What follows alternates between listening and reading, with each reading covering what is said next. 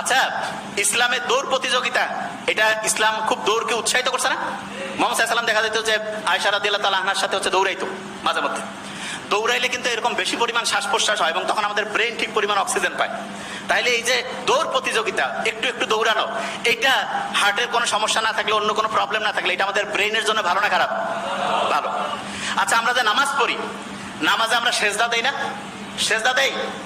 সেজদা যখন আমরা দেই, শুনলে অবাক হবো, কপালটা আমরা মাটিতে লাগাই না?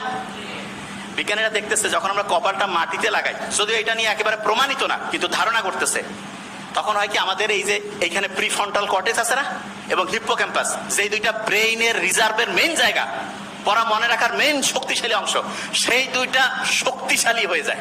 তার মানে যত বেশি সেজদা, প্রিফ্রন্টাল কর্টেক্স, হিপ্পোক্যাম্পাস তত বেশি পাওয়ারফুল হয়ে যায়। সুবহানাল্লাহ। ব্রেইন যে দামি জিনিস, এটা তো বুঝি না।